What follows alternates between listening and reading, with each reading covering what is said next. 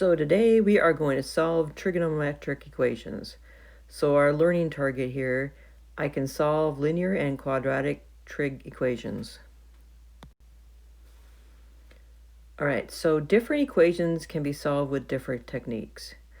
So basically when we're solving for x here, we want our answers there to be somewhere between 0 and 2 pi. So 0 and 2 pi basically end up being at the same place on the unit circle. So because it says this x is greater than or equal to 0 but less than 2 pi, we're always going to say 0, not 2 pi for one of our answers. So let's go ahead and look at this first one here. It says 2 sine x minus 1 equals 0. So basically you want to get the sine of x all by itself. So let's go ahead and get rid of the minus 1. So to get rid of subtracting 1, you have to do the opposite, which is add 1. The next thing we want to do here is get rid of the 2 next to sine. The 2 and the sine x there are connected by multiplication, so to get rid of the 2 there, you're going to have to divide by 2. So we end up there with the sine of x there being 1/2. So now you want to think about on the unit circle, where is your sine there equal to 1/2 on the unit circle? So if you think about it, it's going to be here, because this is a square root of 3 over 2 and 1/2, and that's at pi over 6. And the other place is over here at 5 pi over 6, because this ordered pair over here is negative square root of 3 over 2 and 1/2. So x there ends up being at pi over 6 and 5 pi over 6. So we want all possibilities in between 0 and 2 pi, not including 2 pi, but including 0. So those would be the two places. All right, so now the next one here is a tangent problem. So tan squared x minus 3 equals 0. So again, you want to get your trig function there all by itself, so get rid of the minus 3. So let's go ahead and add 3 to both sides. So we end up there getting tangent squared x is equal to 3. Now it's a tangent squared this time, so to get rid of the tangent squared there, what we want to do there is take the square root of both sides. Now don't forget, when you're taking the square root of both sides, there's going to be a plus or minus on this right-hand side here. So we end up there with tangent of x equals plus or minus the square root of 3. So for tangent here to be the square root of 3, it's either going to have to be the ordered pair 1/2 square root of 3 over 2, or it's going to be the square root of 3 over 2 1/2 at those values. So let's just think about it. So tangent is equal to the sine divided by cosine. So if we're going to go by this first one here, let's take the square root of 3 over 2, because that's your sine, and your cosine is 1/2. So really that's a square root of 3 over 2 times the reciprocal. So we end up there with just square root of 3. So it is 1/2 square root of 3 over 2, where your tangent there is going to be square root of 3. So now we just have to think about in the quadrants where that's the same. So if you think about on your unit circle, pi over 3 is 1/2 square root of 3 over 2. And then the other places where it's related to pi over 3 there, this is going to be 2 pi over 3. And then at pi here is 3 pi over 3. And then we got 4 pi over 3. And then we got 5 pi over 3. So all of these are going to be solutions here, because this one here is going to be negative 1/2 square root of 3 over 2. This one's going to be negative 1/2 negative square root of 3 over 2. And this one here is going to be 1/2 negative square root of 3 over 2. So those will either give you, in quadrant 1 there, that will give you positive square root of 3. And in quadrant 3 there, that will give you positive square root of 3. And then in quadrant 2 and quadrant 4 there, those will give you negative square root of 3. So there are 3 solutions here. Pi over 3, 2 pi over 3, 4 pi over 3, and 5 pi over 3.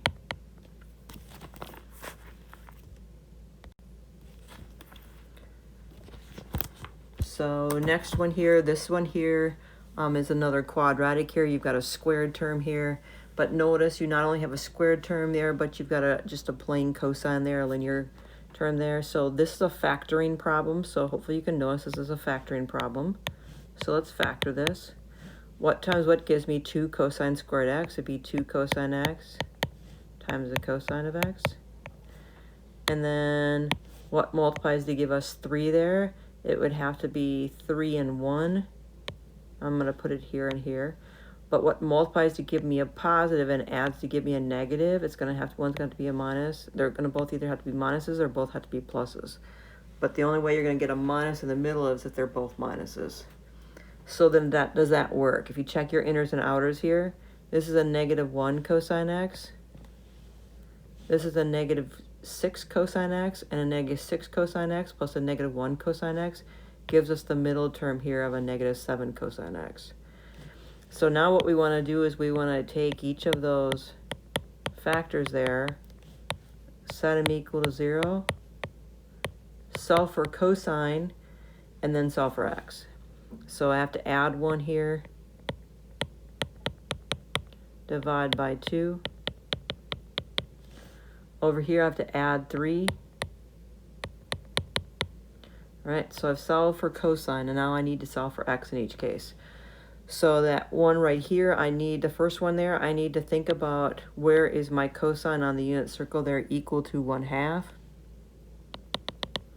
And it's equal to 1/2 there at pi over 3. It's 1/2, and then the square root of 3 over 2. So my x value here is pi over 3, but cosine is also positive in one other quadrant there. And that quadrant there is quadrant 4. So down in quadrant 4, we have a 5 pi over 3.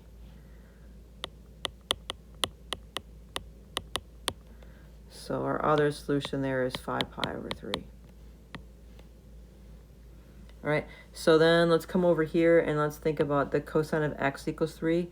Where is your cosine there on the unit circle there equal to 3?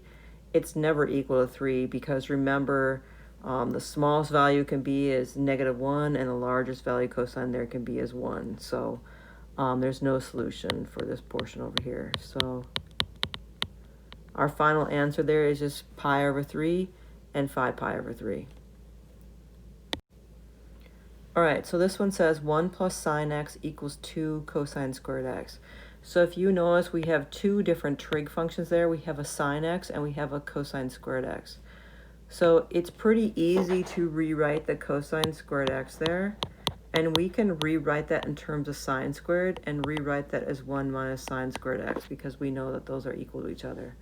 So let's do that. Let's substitute 1 minus sine squared x in for cosine squared. So when we do that, we can use our distributive property now and distribute the 2 through. So we get 1 plus sine x equals 2 minus 2 sine squared x.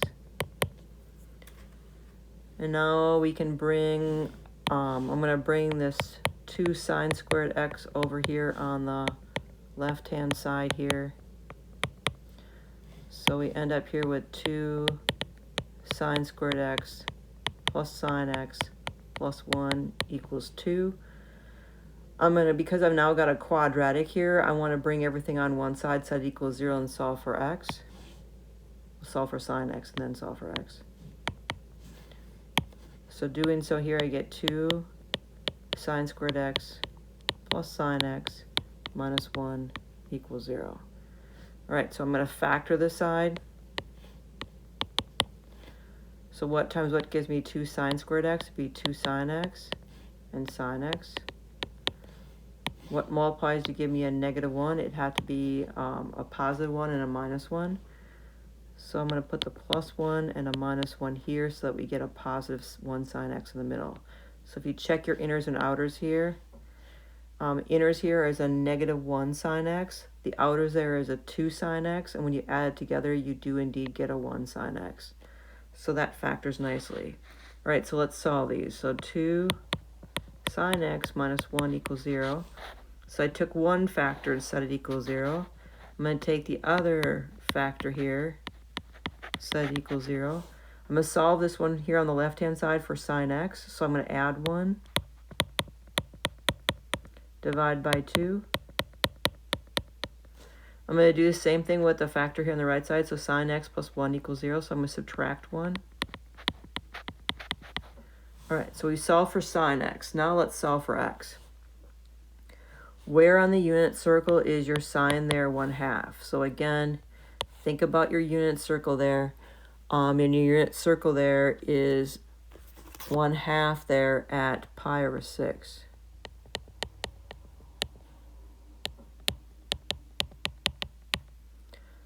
So x there is pi/6. Where else is your sine positive? It's also positive over here in quadrant 2. And your ordered pair here is -√3/2, 1/2. So your other one there is 5 pi/6. All right, and then your other question there is, where is your sine there equal to -1?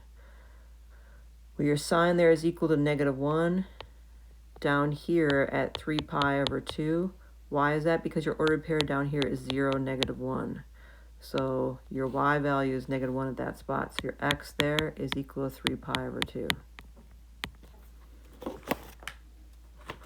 So when I write out my final solution here, I'm going to say x equals, I'm going to put them in numerical order, pi/6, 5 pi/6, and 3 pi/2. That's my final answer. So our learning targets were I can solve linear trig equations and I can solve quadratic trig equations.